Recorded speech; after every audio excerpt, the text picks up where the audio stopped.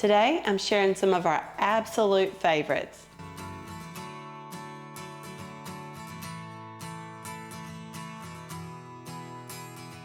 Sometimes it's those tried and true recipes that really are just the best. Hey y'all, I'm Valerie and welcome to my kitchen. In today's video, I'm sharing 8 of what we thought are the best ever Easter recipes. Okay y'all, let's get started. I really think you're gonna love this cream cheese corn casserole. I'm starting out in a large bowl. I added an 8-ounce block of softened cream cheese, and I was so proud of myself. I didn't have to microwave it that time. I usually forget to set it out. But I also added in 4 tablespoons of melted butter. So the recipe says to add these 2 ingredients to a saucepan and cook it over low heat until that cream cheese and butter melt. But I think mixing it this way with the hand mixer did the trick. Go ahead and add some pepper to taste and 1/3 cup of milk. Now you're going to mix that together really good until it's very well combined. Next, you're going to add in 4 cups of frozen corn, and I did let mine thaw out just a little bit. You can also add in some diced jalapenos to taste. That was in the recipe, but I left those out. You can stir this with a spoon, or you can do like me. I already had my hand mixer out, so I just gave it a really good mix. I'm using an 8 by 8 inch baking dish for this. I did spray it with nonstick spray, and now I'm just adding in that creamy, cheesy corn.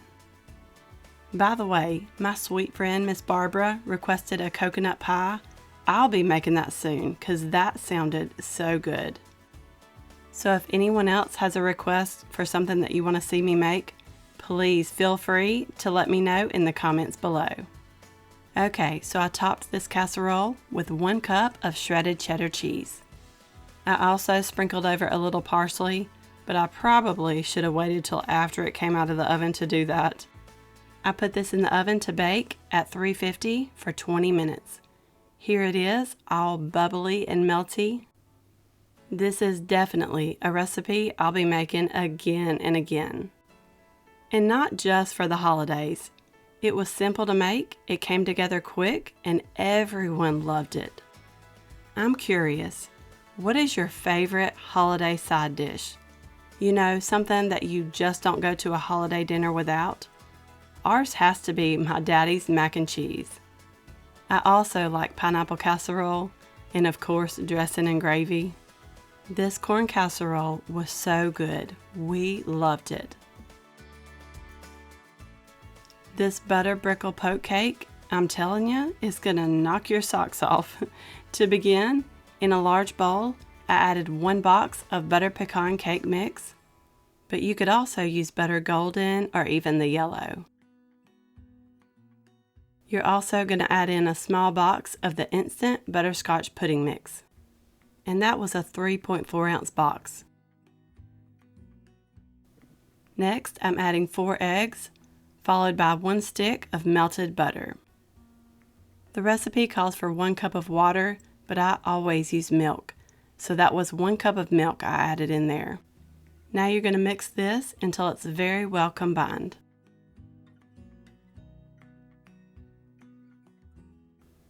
And I do try to scrape the sides of the bowl down, just so I don't miss anything. By the way, if you're enjoying this video so far, I would really appreciate it if you would give me a thumbs up. It really does help out my channel. You're going to need 2 of these 8-ounce bags of Heath toffee bits, but for now, I only added in a 1/2 cup to that cake batter. Then you're going to give it 1 last quick mix to mix in all of those toffee bits. Oh, and it does end up being a pretty thick batter.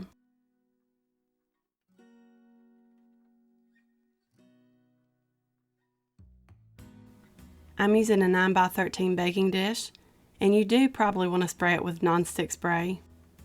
Then you're just going to pour in that batter. And y'all, this stuff smells delicious already. How can it not with all that toffee and butterscotch in there? Now just do your best to try to spread it out and get it all even in there. Now this cake goes into the oven to bake at 350 for about 30 minutes. And while that's in the oven, baking away, we're going to make up a quick caramel topping. In a small bowl, I added in 1 can of sweetened condensed milk. I had to make sure I got everything out of there. Now you're going to add in a 12.5 ounce jar of caramel ice cream topping. And I did save just a teeny tiny little bit in the jar there, just so I would have something to drizzle over the top at the end. Now you're going to mix that up, and then it is ready to go.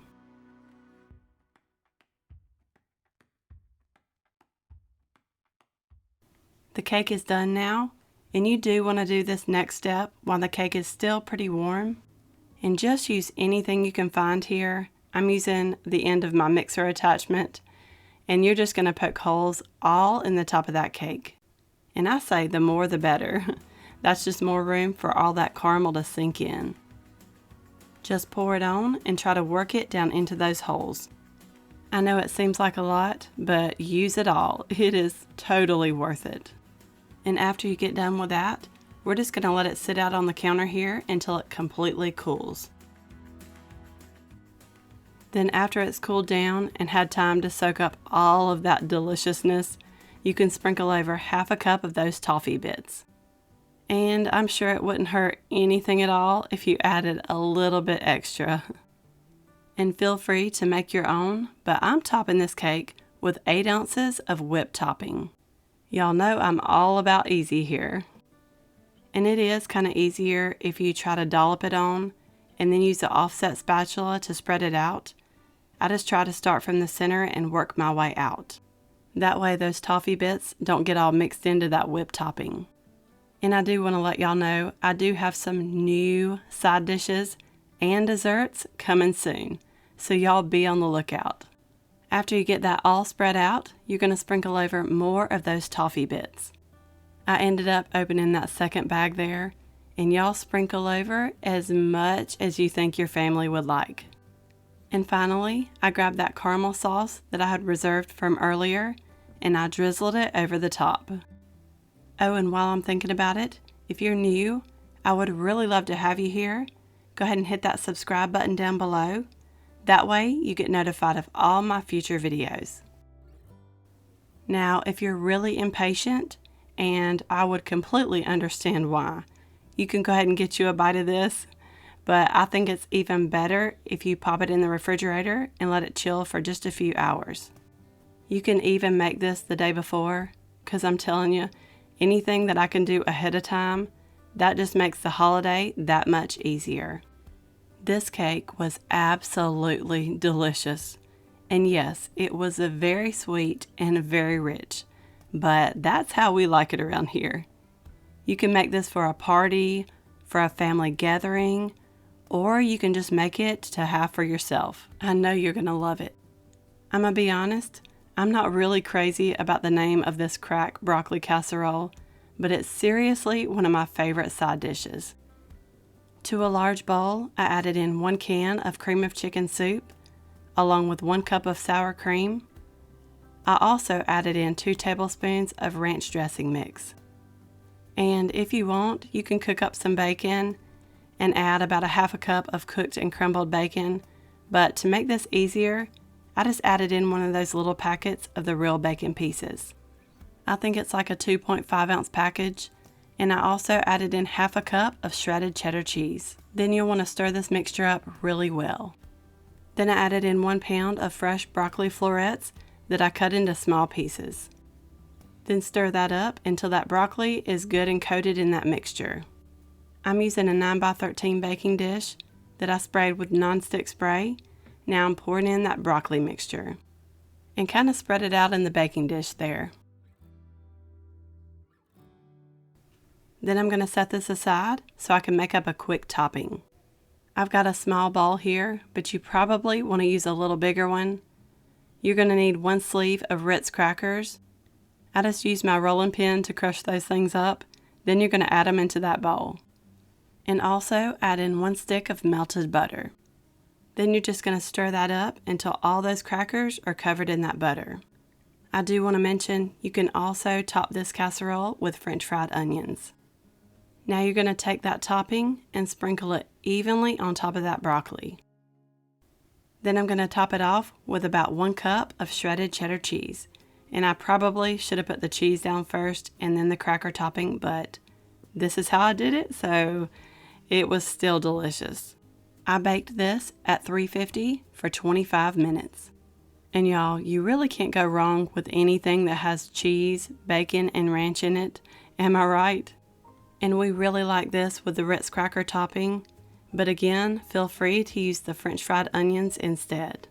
My family loved this recipe, and the kids did too. This pineapple casserole is a tried and true Southern favorite. I'm going to start out by draining 2 of the 20-ounce cans of pineapple. The recipe calls for pineapple chunks, but I like using the pineapple tidbits instead. And I'm going to save that juice because I'm going to need 6 tablespoons of that in a little bit here.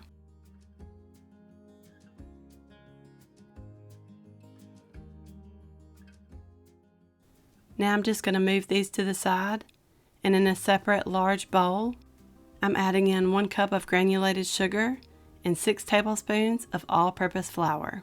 I also added in 2 cups of the sharp cheddar cheese. Now give that a good mix and toss everything around. Then you're going to add those pineapple tidbits right on into that bowl there. Then just stir that around until you don't see any dry spots left. And y'all, I know cheese and pineapple together might sound a little bit strange, but you just got to trust me on this one.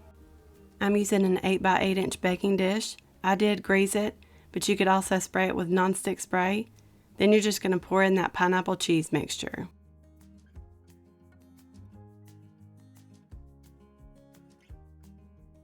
Just spread it out a little bit. It does not have to be perfect. Now set this aside and we're going to make up a topping for this. In a small bowl, I'm adding 1 stick of melted butter along with 6 tablespoons of that pineapple juice.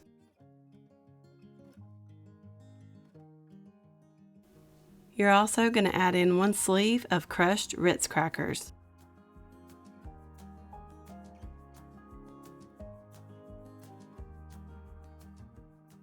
Then you're just going to mix that together.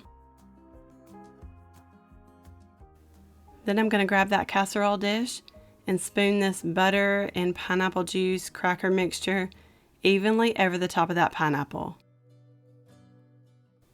I made this casserole the night before, so I just covered it with some plastic wrap and placed it in the refrigerator until I was ready to bake it. I could have waited till right before I baked it to add the topping, but I did not. I baked it at 350 for 25 to 30 minutes, or until the top is golden brown. This casserole is delicious. I really hope you give it a try. And around here, no holiday dinner is complete without dinner rolls. And these come together in only a little bit over an hour. In my measuring cup here, I have 1 1/4 cup of warm milk. I also added 1½ teaspoons of salt, 3 tablespoons of granulated sugar, and 4 tablespoons of melted butter. Stir that up. Now I'm going to add in 1 tablespoon of the rapid rise yeast. Then you're going to stir it one last time, and I did let it sit for a few minutes just to make sure that yeast was working. And after about 5 minutes, this is what it should look like. It is just starting to foam up on top. I just poured that mixture into the bowl of my stand mixer. I also added in 3½ cups of all-purpose flour, and I only added half of that flour to begin with. I'm using my dough whisk attachment for this. It does do a little better with it. I turned my mixer on and let it go ahead and start mixing before I added in the other half of that flour. Everything was getting good and mixed together there, so I went ahead and added in the rest of that flour. And you're going to let this mix until that dough pulls away from the sides of the bowl there. After you've added in all that flour and you let it mix for a little bit, and if the dough is still sticky, you can always add in a little more flour. I would just add in like a tablespoon at a time. You don't want it to be too dry, but you want to be able to handle it just so it don't stick all to your fingers. I covered it and let it rest for about 10 minutes. Now it's time to roll them into rolls. I'm using a kitchen scale just to make sure they're all the same size, but you can totally just eyeball it. I get the total weight of the dough and then just divide it by 15 because that's how many rolls this recipe makes. I've got my dough here. I'm ready to make it into a roll. It's kind of hard to explain. I just kind of stretch the dough out and tuck it in at the bottom and then do that all the way around. That way the top is nice and smooth. I'll do it upside down now so maybe you can see it a little better this way. I just stretch and tuck. Then you're just going to flip it over and place it into that baking dish. Once you get those all rolled up, you really don't want that dough to dry out. I've got a little bowl of water here and I'm just wetting my fingertips and rubbing the top of those rolls. Or if you had a little clean spray bottle, that would work too. And you can cover these with a towel or something and place them somewhere warm for about 30 minutes to rise. After they've doubled in size, you can uncover them and place them in a preheated 375-degree oven for 16 to 18 minutes. Here they are out of the oven, and I already have melted butter here to spread over the top.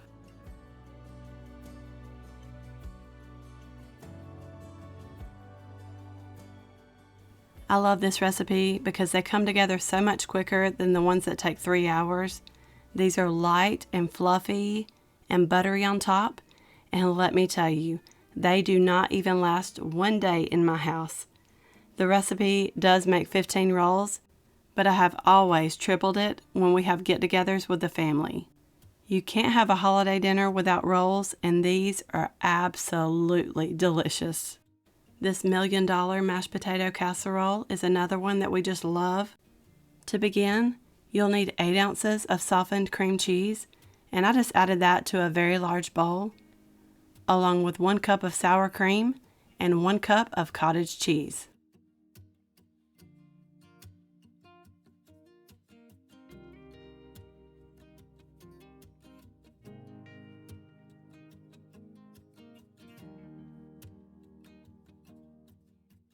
And for the seasonings, I did half a teaspoon of onion powder, 1 teaspoon of garlic powder, and 2 teaspoons of dried parsley.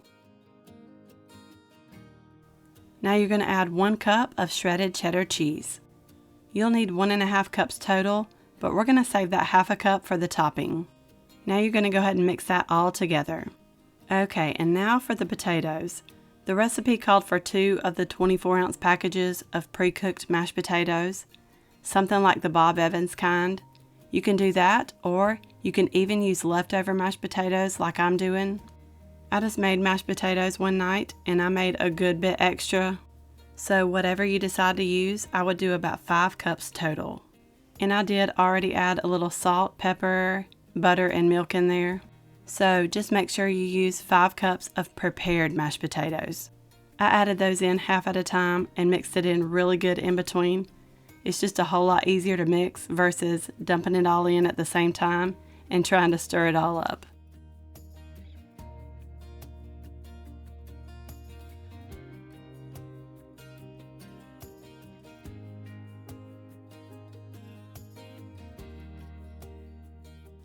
The recipe didn't call for this, but I decided to add in a little extra black pepper. So y'all can really just add whatever you like, just season to taste. And go ahead and get you a sample. That way you'll be able to tell if you need to add a little more of something. After you get it all mixed together and get you a really good arm workout, you're going to grab a 9x13 baking dish, and you do want to spray it with some kind of nonstick spray or even grease it with some butter. And just add those potatoes right on in and spread it out as best as you can. It does not have to be perfect.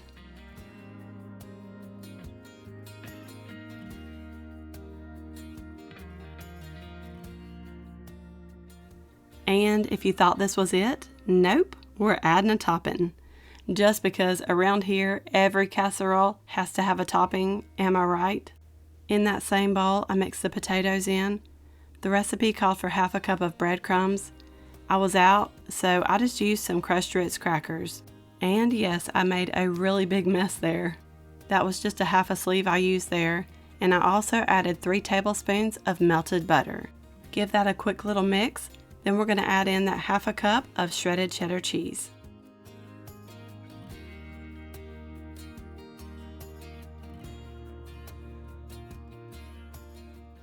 Give that a quick little stir.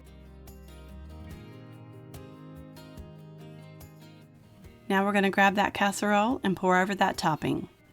Just try to spread it out to make sure you get everything good and covered.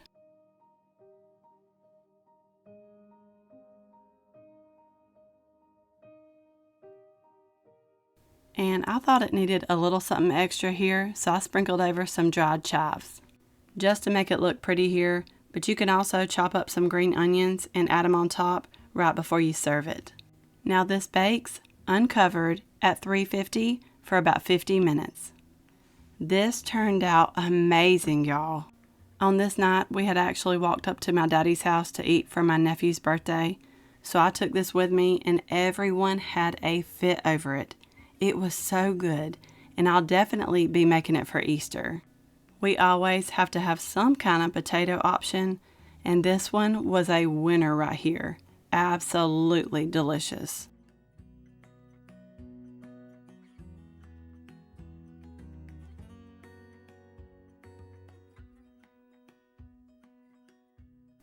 I couldn't do a best holiday recipes without including this Oreo Chocolate Delight. You'll need a family-size package of Oreos, and I'm just using my food processor to grind those into fine crumbs. And if you don't have a food processor, that is okay.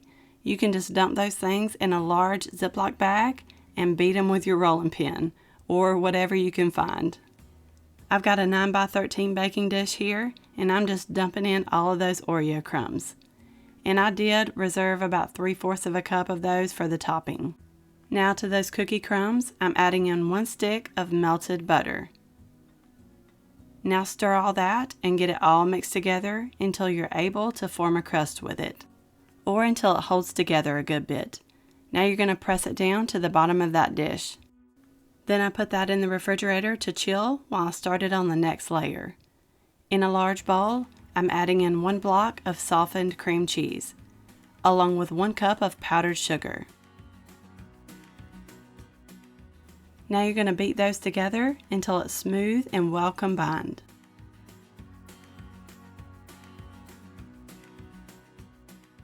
Now you're going to need an 8-ounce container of whipped topping, and I'm just adding it right into the cream cheese mixture right there. And I was supposed to fold this in, but I already had my mixer out, plus it's way easier to do this, so I just gave it a really good mix.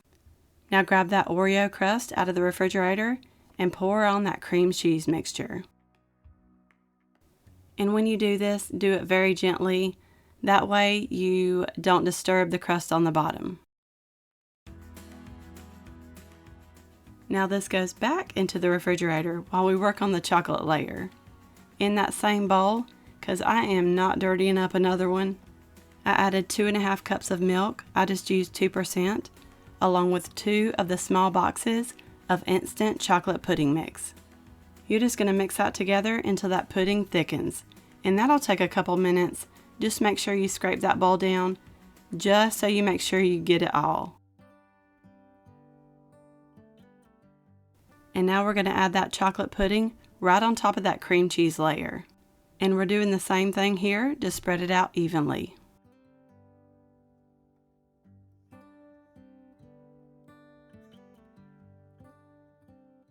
And for the final layer, I'm topping it with 8 ounces of whipped topping.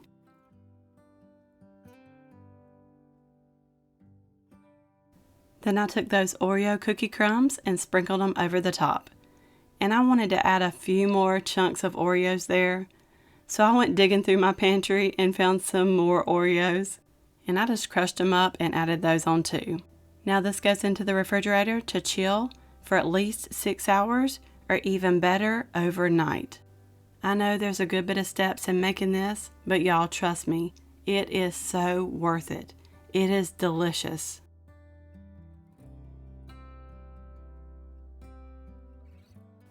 This Hashbrown Casserole is a family favorite because it is so good. I'm starting out by adding 1 stick of butter to a large bowl, then I put that in the microwave to melt. To that, I'm adding 1 can of cream of chicken soup, along with 16 ounces of sour cream and half a diced onion. And I really prefer to saute that onion, but I was in a hurry on this night, so I just dumped it in. I also added in 1.5 cups of shredded cheddar cheese, and I didn't do too much for the seasonings. I just added in about 1/4 teaspoon of pepper. You're going to give that a really good stir. You're going to need a 32-ounce bag of frozen shredded hash browns. You do want to let those sit out for just a bit, just to thaw out a little bit before you use them. And feel free to use the kind with the peppers and onions in them. Those would be good too. Now stir all that together until it's all combined. I'm using a 9x13 baking dish. You do want to spray it with some kind of nonstick spray. Then you're just going to add in that mixture. Then just spread it out in there nice and even. Now you're going to top it off with 1/2 cup of shredded cheddar cheese. I add a little extra though, more like a cup full, because we love cheese around here.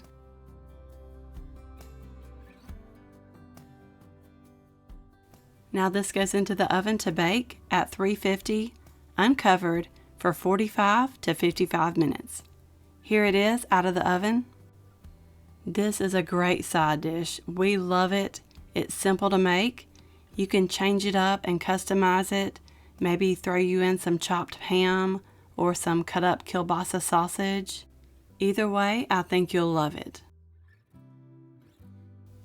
I really hope you enjoyed this video. You may also like these. Don't forget to subscribe down below for more easy recipes, and I will see you in the next one.